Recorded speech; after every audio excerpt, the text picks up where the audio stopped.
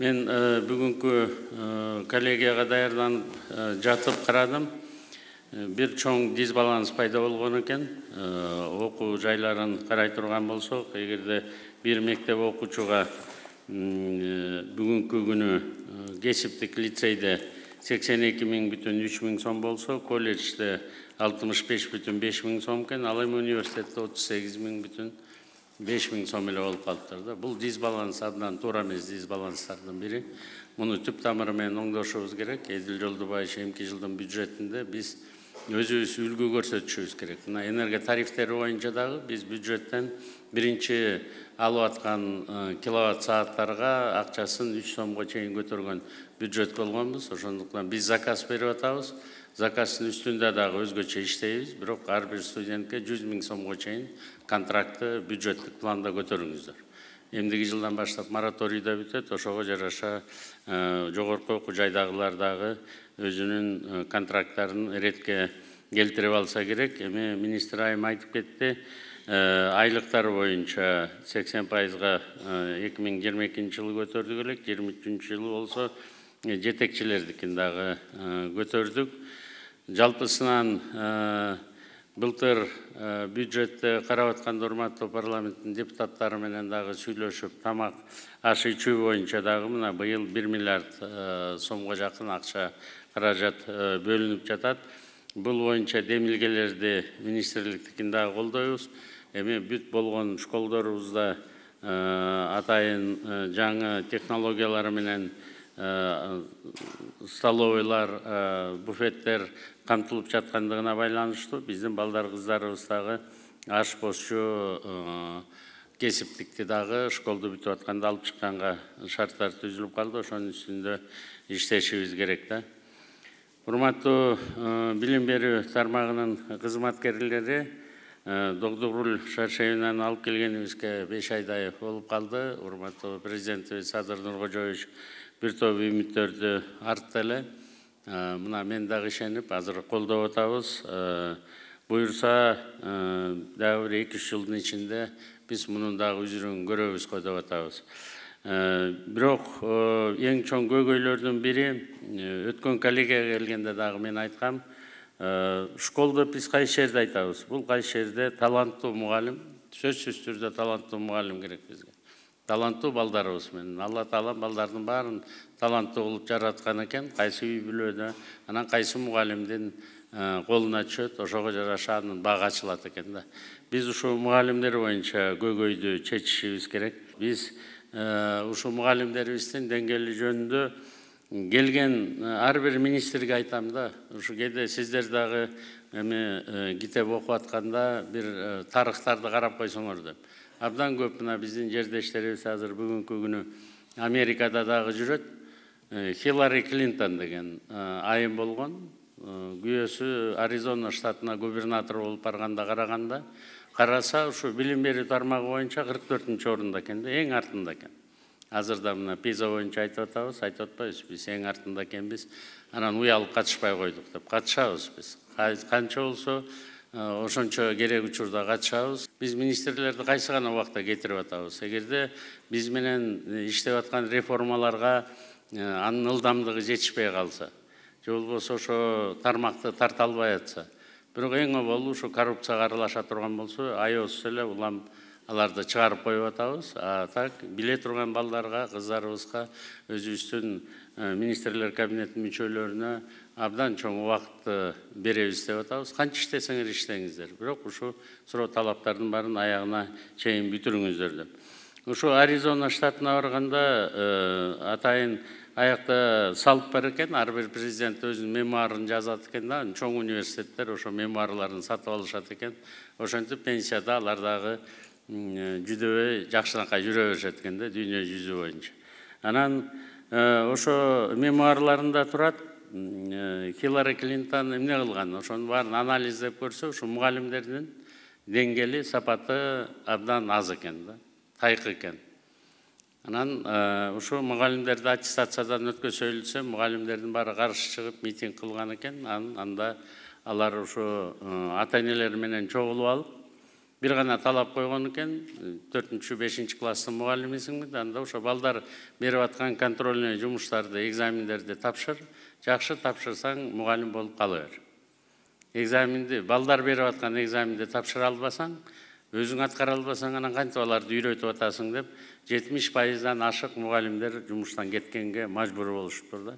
Бирок анын ордуна билими күчтүү мугалимдерди алып келген, анан экинчи срокко күйөөсүн кайра шайлап атканда эң чоң факторлордун бири ушу дамак хозяйкалар именно ушу билим берүү тармагын реформалаган үчүн ушу губернатор кылып экинчи жолу шайлап берген экен.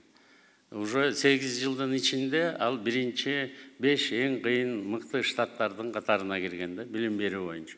Демек 7-8 жылдын ичинде биз да билим тармагынын баарын түп тамыры менен өзгөртүшүбүз керек. Мугалимдерге болгон талаптарыбызды өзгөртүшүбүз керек. Мына азыр Эдил Жолдубаевич менен барып келишти, доктор Гүл Шаршеевна дагы болгон жердин баарына барам дегенине жиберип атабыз азыр. Ошо Google, Microsoft болобу, баарына барып сүйлөшүп келишип, мына азыр бир жыйынтыкка келип атышат, 70 000 ноутбук алып бериңиз, биздин мугалимдерге алып беребиз. Садыр Нуркожоевич да колдоп атат, азыр акчабызды карап атабыз. Мугалимдерге эмне керек болсо баарын алып берүүгө биз даярбыз. Бирок биздин балдарыбыздын билим жагын, сапатын сиздер сөзсүз түрдө өркүндөтүп, көтөрүп беришиңиздер керек да. Мына атайын стемдер боюнча 689 мугалим жетишпейт деп атасыздар. Мына пенсияга чыккан биздин укук коргоо орган кызматкерлери 40 жашында, 45 жашында пенсияга чыгып алып атышат. Мына физика, химиядан ошолордун баарын биз тартышыбыз керек. Бул бөлөкчө мамлекеттердин дагы абдан чоң тажрыйбалары бар. Ошол эле аябай чоң мына мамлекет Россияда деле илгерки цардын убагында земской врач, анан земской учитель деп чыгарган экен, ошолорду колдоп. Анан көбүбүз эле биякта мына пенсияга чыгып алып, эмне кыларыбызды билбейбиз. Балдар чоңоюп кеткен, неберелер дагы кетип калган. Анан эле отура бербей, биздин интеллигенциянын дагы өзгөчө мына вуздагы иштеп жүргөн биздин профессорлорубузду, доценттерди, мугалимдердин баарын ошол жака мобилизовать этишибиз керек. Муну дагы мына 1 жылдан бери суранып атам, ушуну системага киргизе албай атабыз да. Билимдин ошо бир жолу аттестациядан өткөзүп, анан жабыш керек экен. Анан бул жетишпей аткандын дагы бир жерин анализдеп көрсөм, мына бир сменде мектептердин имаратын натыйжалуу пайдаланууга өткөрүү боюнча дагы тапшырма бергем, өткөн коллегияда эле. Мага берип атышат 364 мектеп бир сменде окуйт деп. Мен баарында тең бала бакчаны ачсын деген. Баарына тең акча бөлүп берейли. Эмеректердин баарына, ошол жактагы коммуналдык талаптардын баары өзгөрүп өткөн, ошонун баарын өкмөт бир сыйра баарын жазап берсин. Бирок ошол жерде иштеп аткан воспитательдердин айлыгы менен тамагын жергиликтүү бийлик анан ата-эне колуна алса, мына биз 364 садик, андан дагы көп садиктерди бир күнү бир түнү жумушка киргизе алгандай болуп атабыз да. Биз ал жерге коммуналдык бүт чыгымдын баары кетип атат. 5 ай 6 ай кыш болсо 5 ай 6 ай аны жылытып атабыз. Электроэнергиянын баары кетип атат. А биз болсо мына бир сменде окутуп атабыз. Мектептер аймактары боюнча бир сменде окугандардын саны 28, мына Баткен областында 28 экен. Жалал Абадта 78, Таласта 13, Нарында 14, Ысык Көлдө 34 мектеп, Ош областында 95, Чүйдө 97 мектеп. Бир гана сменде ушулардын баары окуп атышат да. Мына ушул экени азыр жылдын аягына чейин Эдил Жолдубаевич менен доктор Гүл Шаршеевна сиздерден сураныч талап, баарын тең ошол эки мына садик өткөзөбүз деп атабыз. Сиздин алган милдетиңизди биз толугу менен колдодук, 40%га чейин балдарды школго барганга чейин биз даярдайлы деген. Мына ошого катары жардам беребиз, сиздер бирок ошону аягына чыгарып бериңиздер. Анан эми биз баарын баягы расчеттордун баарын эле ойлогон ойдун баары акчага такалат да. Ошон үчүн сиздер туура түшүнүңүздөр. Бир балага мектептерде бир жылда 39.500 сом жумшалат деп мындай санап берип атышат да. Бул эмени канча акча кетип атат, муну дагы университеттен биздин профессорлорубуз так эсептеп беришиңиздер керек. Анткени дүйнө жүзүндө ким ооруса ошонун артынан жүрөт акчалар страхование боюнча. ар бир окуган окуучунун артынан акча жүрөт да. Биздин эсебибиз боюнча мына 39.500 сом жумшалат дейт. Ал эми 100ге чейин окуучусу бар мектептердин саны 148 экен да. 1-2-3 мисалды өзүм барып жүргөн жерлерди азыр көрүп жүргөн 1-2-3 мисалдарды сиздерге айтайын. Мына Жетөгүздөгү Акшайрак мектебинде болгон 15 бала окуйт экен. Ошо мектепте. 1-класста 2 бала окуйт экен, 2-класста 2 бала, 3-класста 2 бала. Мына мектеп деп атабыз, акчанын баарын бөлүп атабыз. Анан мугалим жетпейт деп атабыз. Кайсы мугалим берет? Пениядан сабак берген мугалим түшкө чейин 1-2 саат, 4 саат, түштөн кийин да 1-2 саат берсе анын айлыгы көбүрөөк болот да. Анан бул балдардын 1-2ден бала болсо каяктан? Ошол эле информатика боюнча ошондой, физика боюнча дагы ошондой. Биз баарын эле көз жумуп коюп эле мына ушунун баарын жазай бергенбиз да. Кайсы жерден тыңыраак бир атуулуу чыкса эле ошо мектеп курдурам. Ар бир шайлоо учурунда мектеп куруп беребиз. Ошентип отуруп мына айылдарда бүт мектептердин баарында кереги жок жерлерге куруп алдык. Кереги барлар 3 смена окуган мектептер дагы бар бүгүнкү күн. Ошол эле Бишкек шаарында 17 мектеп азыр 3 смена окуп атат. Биз 16 мектеп куруп берип баарын 2 сменге өткөзөлү десек, дагы эле болбой, мына 17 мектеп окуп атат. Жалал Абадтын өзүндө эле 20 мектеп бар экен, 3 смена окуган. Ошол эле убакта 78 мектеп 1 сменде Жалал Абадта окуп атат да. Мына ушу диспропорциянын баарын аны биз жазаганда жокпуз да, 30 жылдан бери келип болуп калды. Бирок ушунун баарын сиздер менен чогуу оңдошубуз керек да. Ошол эле Кеминдеги Калмагашуу мектебинде 78 эле бала окуйт экен. Чүй районунда кайырма жана 11 жылга айылдардын ортосу 900 эле метр экен. 2 мектеп турат. 11 жылга айылындагы мектептин сыйымдуулугу 690 киши болсо, окуган окуучунун саны 379. Кайырмада окуган окуучунун саны 69. 11 жылганын жанында маданият жана кайырма айылдарында малокомплектный 2 мектепти ачып берип койдук да. Аларга мугалимдер жетишпегендиктен 11 жылга дагы мугалимдер жана 2ден 3төн балага мугалимдер чогулуп алып, барып анан машина менен барып сабак окуйт экен. Жана кар жиреп барып, анан ошол жака барып сабак окуйбуз деп, мугалим байкуштарды кыйнап атпайбызбы биз? Ата-энелерчи? Алардын баары балдарым жакшынакай билим алса экен дейт да. Жакшынакай билим алып, булдары дагы чоңоюп өсүп кетсин экен дейт. Биз мына мектеп бияка берип кой деп койсуп, мугалим жок, эч кимиси жок. Бир курулган зданиянын ичине кирип алып эле, же аларды алдап атабызбы, же өзүбүз алдап атабызбы? Аны куруп койгон кишилер жок, уже кетип калган. Шайлоодо бүткөн, депутат да болбой калды, министр да болбой калды. Бирок калып калды биздин карамагыбызда ушундайлар. Мына Лейлек районунда бир мектеп, Керегеташ айылында Үсөнов атындагы башталгыч мектеп бар экен, 21 окуучу менен 3 мугалим. Ар кайсы класстарда 21 мугалим, анан 3 мугалим отурат. Казамжай районунда бир мектеп, Карашор айылындагы башталгыч мектепте 14 окуучу бар экен дейт, 3 мугалим. Баткен районунда 4 мектеп бар. Айыл Тоо башталгыч мектебинде 34 окуучу, 5 мугалим. Ак Оток мектебинде 20 окуучу, 5 мугалим. Тунук Суу мектебинде 15 окуучу, 4 мугалим. Анан Зардалы айылында башталгыч мектепте 17 окуучу, 3 мугалим. Зардалын түшүнсө болот, тоонун арасында алыс экен. Анын баарын онлайн форматта биз барыбыз андай жерлерден окутуп беришибиз керек. Же балдарды алып келип интернетте окутуп, аларга билим беришибиз керек. Же аяктуу болсоң да аяк жол жерде шартын чечип беришибиз керек. Ошол эле мына Чаткалды ала турган болсок, Чандалаш айылында Боштобай Шерматов деген мектеп атын коюп алышканы кыйын. 20 окуучу билим алат экен. 20 окуучуга 7 мугалим эмгектенет экен. Нулевойунда мына быйыл 5 окуучу барыптыр. 1-класста 3 окуучу, 2-класста 7 окуучу, 3-класста 3 окуучу, 4-класста 2 окуучу. Бул эмне деген класстар? Булар эмне деген билим алып атат?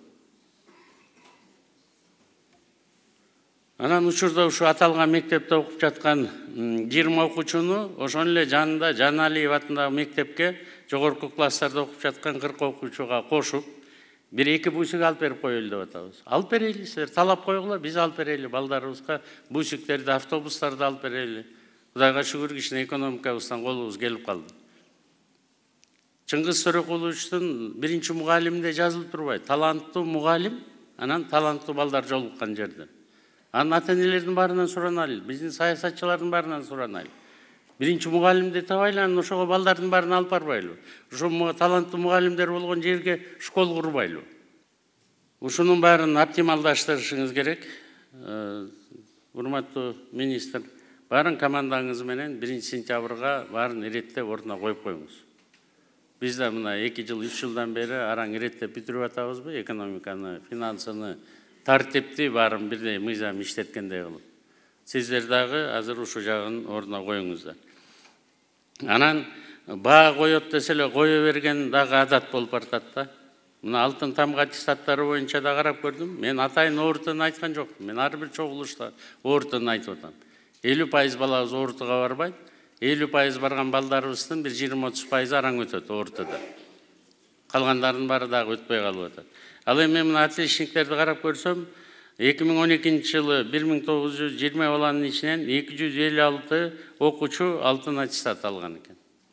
2000-ге жакын баланын ичинен 10% эле алып атат да, 10-12%. 2021-жылы 1394 окуучу тестке катышып атат, анын ичинен мына 511 ийгиликке жетип атат. Кичине астыга жылыштары болуп атат. Бирок эми мына 23-жылы карасак, 1952 окуучу катышып, анын ичинен 167си гана алтын аттестат алып жатат. Кайра артка кетип атабыз да. Мына ушул экиндей анализдер баарын көрсөтүп коет да, биз кандай окуп атабыз. Мына начарлар оорутуудан даже өтпөй калып атат. Отличниктерибиз тесттен өтпөй, алтын аттестатка жетпей калып атышат. Анан дагы бир мына коллегия да отчет берип атканда карадык, компьютер менен баардык школдордун баарын биз камсыздап бүттүк. Эми балдарыбыздын мындан ары 4 тилди билүүгө үйрөтүү боюнча билим берүү мазмуна аябай катуу басым жасашыбыз керек. Кыргыз тили сөзсүз түрү болуш керек. Мына орус тили бизге Европа цивилизациясын ачкан. Англис тили жалаң билим менен илимде 92% ачылыштын баары англис тилинде болуп атат. Анан эми 26% ички дүң продукциясын чыгарып аткан кошунабыз бар Кытай деген. Үрп адаттары менен када салттарын да билип алсак, алар менен иштегенге, жумуш тапканга дагы бир топ жеңилдиктер болуп атат. Компьютерлерден канча керек болсо алып беребиз. Биринчи этапта мугалимдерди толугу менен ноутбуктар менен камсыз кылып беребиз. Ошо ноутбуктарды чыгара турган заводду жакынкы 1 жыл, 2 жылдын ичинде Кыргызстанда куруп, анан бүт балдарыбыздын баарына электрондук форматтагы китептерди беребиз. Биринчи очередте биз колунда жок 212 000 үй бүлө бар, жөлөк пул алган инвалиддер, өкмөттөн пособие алып аткандын баарына биз өзүбүз сатып беребиз, өкмөт. Эми калган орто каткар менен байлардык болсо, алар сөзсүз түрдө эмитен ала берсе жакшы болот эле. Ушу китептин проблемасын ушундай жол менен чечпесек болбойт экен. Анткени азыркы стандарттарды карап отурабыз, мына доктор Шаршенов менен. Китеп 3 жылдан кийин уже эскирип калат экен. Бумажный форматта китептин баары 3 жылда. Азыр эми тездик менен баары өзгөрүп атат, баары астыга жылып атат. Ошондуктан электронный форматтагы китептерди тез оңдосок дагы болот, тез элге жеткизсек дагы болот. Биз ушу боюнча мына Уругвайдын опытын караштырып, мурунку министрди атайын жиберген. Билим берүү министрин ушу Уругвайга барып көргүлөчү. Латин Америкасында жанында Аргентина, Бразилия турса дагы эң чоң технологиялардын баары, технологичный компаниялардын баары ушу Уругвайдан чыгып, ошол жакта болуп атат. Эмне үчүн десе, алар ушу балдарынын баарын 10 жыл мурун, 20 жыл мурун ошо электронный форматка китептердин баарын алып берген экен. Бүт баары тең. Азыр школду бүткөндөн кийин ушу компьютерде иштей турган жумушчулардын баары бар экен да ал жерде. Тестировать эткендердин баары. Компьютерный томограф баарын тең школду бүткөн эле балдардын баары тестировать этип, чогултуп, анан дүйнө жүзүнө таратып кетирип ийет экен. Мына ошонун жакшынакай бизге окшош кичирээк мамлекеттердин ыкмаларын биз Кыргызстанга алып келип, астыга жылып кетишибиз керек. Мына Кембридж анан Оксфордтун китептерин келгенде, министр болуп келгенде эле доктор Гүлшарженова мага айтты эле, биз аягына чыгардык. Мына мен баян Англияга барганда Дэвид Камерон менен дагы сүйлөшүп, мурунку премьер, азыр министр иностранных дел менен. Ушу билим берүү тармагында китептериңерди, технологияларыңарды сатам десеңер сатып алабыз деп, азыр алар менен ушундай переговорлордун баарын жүргүзүп атабыз. Жакын карада ал премьер болуп турганда Кыргызстанды көрбөптүрсүз, эми келип кетиңиз десем, мына азыр жакында келип кеткен атат. Бул эми ушу англис тилин, анан ушу техникалык дисциплиналардын баарына тең биз ушу учебниктерди колдонобуз. Биз уже алдык, переговорлордун баары бүттү. Урматтуу ректорлор, анан биздин балдарыбыз Оксфорд, Кембридждин китептери менен окуп келсе, анан силер кайра биз аяктан өйдө баштагандан кийин сиздер дагы ошого туура жооп беришиңиздер керек. Министрликтин сунушу менен санарип билим берүү борборун түздүк, айлыктарын түзүгө эле көтөрүп бердик. Мен ойлоп атам, ар бир мугалимге ушу пландарыңыздардын баарын алар иштеп чыгып бериш керек. Ушу 12 жылдык билимдин балдарынын убактысын текке кетирбей, таланттуу балдарыбыздын, өзгөчө ушу таланттуу балдарыбыздын дагы тагдырын талкалабастан, окуу пландарын баарын кайра иштетип чыгып, астыга жылышыбыз керек. Мындай чоң мамлекеттердин арасында биз кантип сакталып калабыз? Эгерде ушу адам фактарын көзгө ала турган болсок, биз ушу боюнча мына Садыр Нуркожоевичтин тапшырмасын так аткарайлы деп атабыз. Биринчи жолу мына $25 миллион кредит алууга улуксаат берип атабыз вуздарга.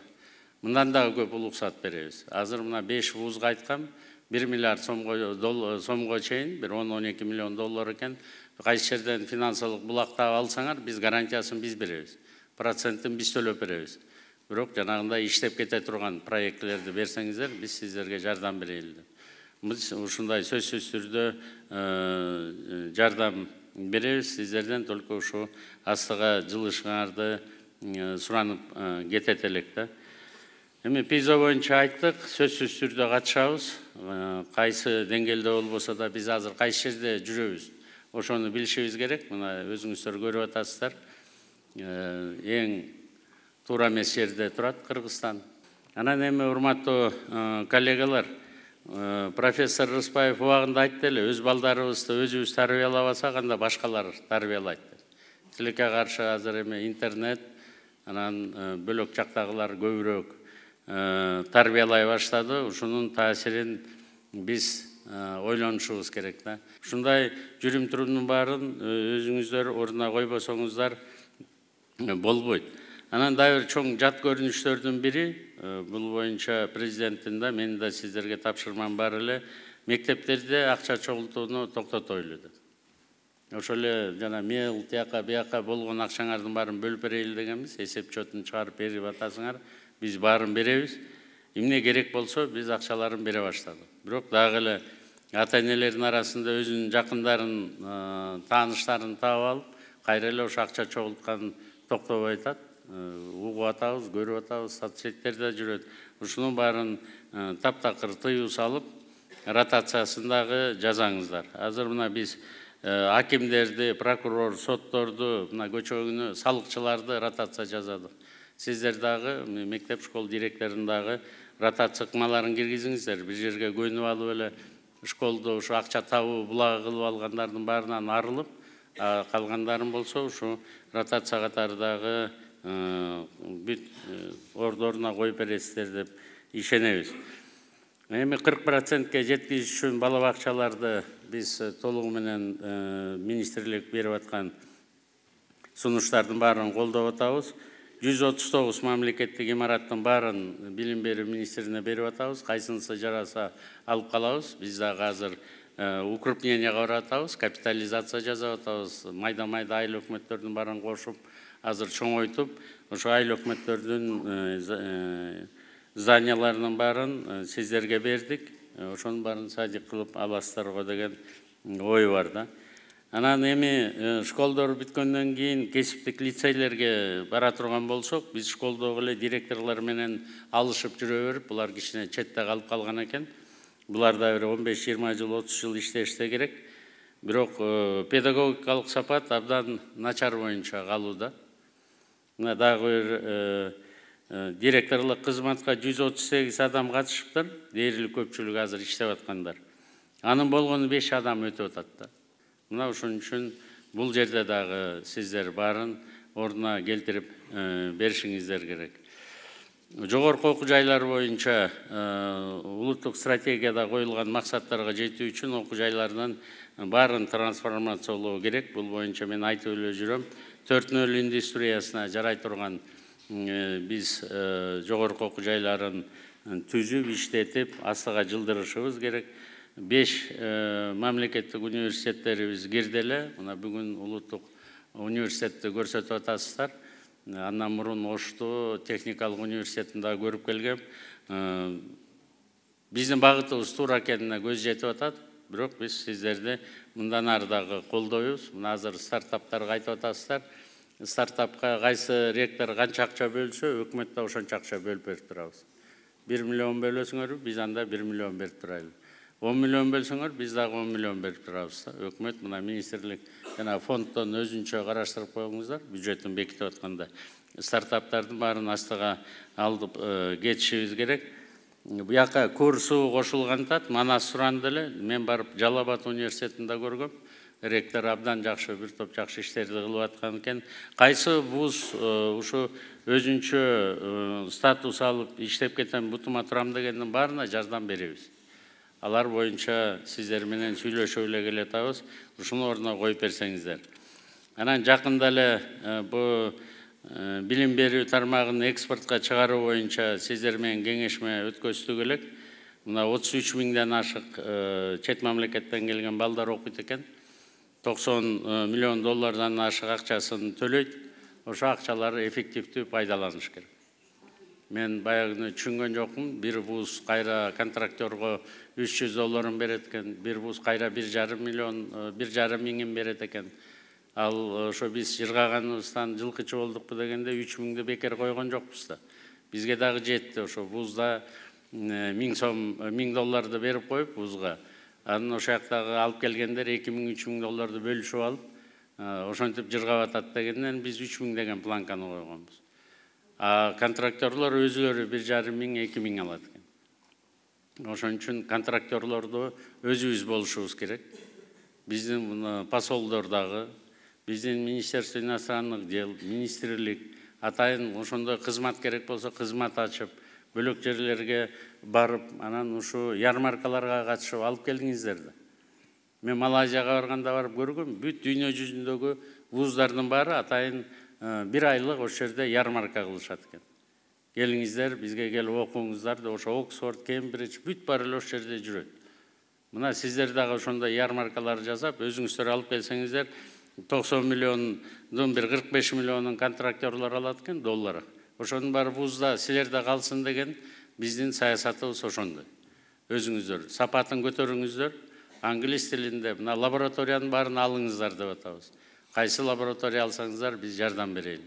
Быйыл Академия наука жардам беребиз, Медер, Эдил Жолдубаевич. Кайсы лабораториялар экен баарын алып берип, тендер кылдырып, академиктерди кыйнабай, өзүңөр өткөзүп баарын. Эмне керек экен бул кишилер айтып берсин. Эң алдыңкы лабораториялардын баарын алып беребиз да. Бирок ушу экспорт образование боюнча жакшы жумуштар жүрүп атат.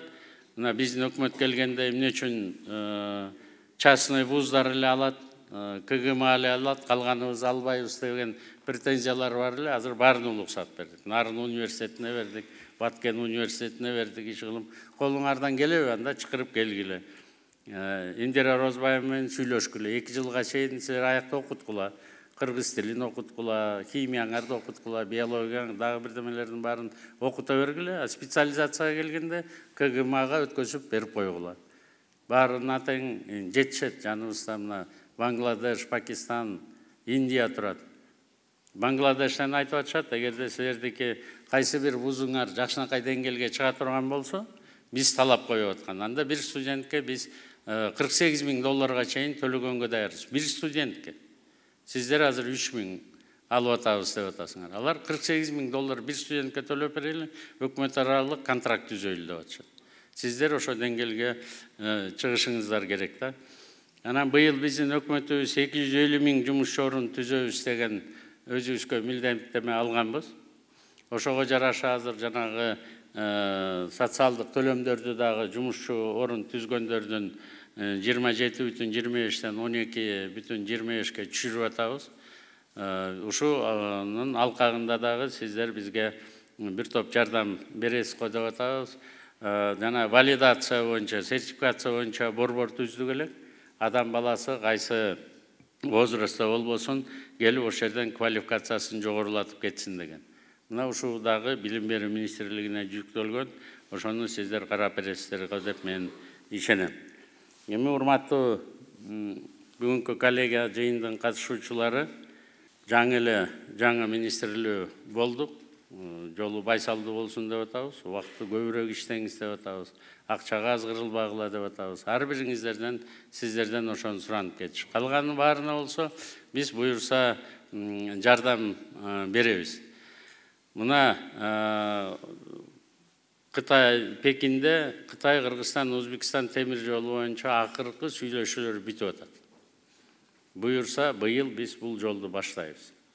Бул абдан чоң биздин территорияда эле өтө турган, ошол жака акча кете турганын көлөмү бир 7 миллиард, 8 миллиард доллардын тегерегине чыгышы мүмкүн деп атабыз. Ошону мына чоң бир улуттук бир проект бизге келип, Советтер Союзу убагында темир жолу токтоп калды эле, тупиковый өлкө болуп. Мына азыр ошондон чыккан атабыз. Бул боюнча быйыл ТОлордун баары бүткөн, сүйлөшүүлөр бүтүп калды. Биз Камбар ата 1-дин биринчи этабын бүтүрөбүз быйыл. Бул подъездной путтарды, рабочий городокторун, көпүрөнү, ошол жерде туннелдеринин баарын өзүбүздүн күчүбүз менен буюрса жасайбыз. Бүткүл дүйнөлүк банк, Европа банктары толугу менен колдоп атышат. Биз бул проектини дагы буюрса астыга жылдырган атабыз. 50ге жакын чакан ГЭСтер курулуп атышат. Быйыл көрөсүздөр, эми шамал менен күндүн нурунан дагы электр энергияларды ала баштайбыз.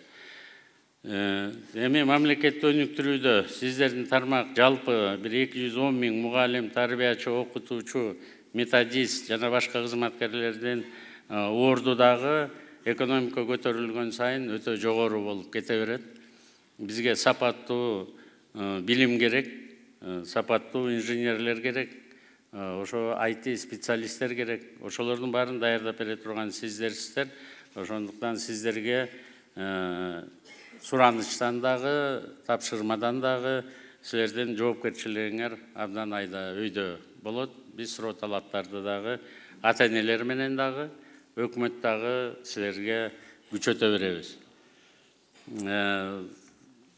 Бир-эки нерсени сиздерге айта кетейин дедим элем. Мына 2 жылдан бери биз көмүскө экономиканы бир топ азайтканга жетиштик. Эгерде монетардык экономиканын Гутман методу боюнча, бул жерде экономисттер болсо билет, 2001 жылы бизде теневой экономика 294% болгон да. Анан 2021 жылы келгенде мен караштырып көрдүм, ошо анализ кылып. Мына 77% экен. Мына бүгүнкү күнү 46%га чейин кыскарт. Жана биздин ички дүң продукциябыздын көбөйүп атканы, бюджетибиз 248 миллиардтан былтыр 575 миллиард менен бүтүрүп атканы бирден бир булагы мына ушул. Анан ички продукциябыздын көлөмү дагы мына 1 триллион 228 миллиард былтыр болду. Bir 13 milyar dollardan öttük. Ошондуктан мына 7 миллиард турган Кытай-Кыргызстан темир жолун курабыз десек, элдер ишенип атат. Да, булар куралат. Же Камбар ата 4,5 миллиард долларлык проект. Эми Камбар атада 7-8 жылда бүтүрөбүз деп атабыз. Муну бүтүрө алат кыргыздар деп ишенип, эл аралык финансылык институттар да келип атат. Ошондуктан эми бүгүнкү өткөр маал заманда сиздердин акыл эсиңиздерге, сиздердин жүрүм-турумуңуздарга, сиздердин ден соолугуңуздар бизге керек. Биздин балдарыбыз сиздерди көрүп түздөнүп, астыга умтулуш керек. Искусственный интеллект келип калды. Бирок баарын ата-эне менен мугалимди баары эч ким аны ордун толтура албайт го деп атам. Бирок биздин балдарыбызга тарбия таалимдин баарын үйдөн дагы көбүрөөк ушу школдо, анан вуздарда алчу элек. Биздин балдарыбыз дагы ошо традицияны сактап калат деп ишенебиз. Бар болуңуздар, аман болуңуздар.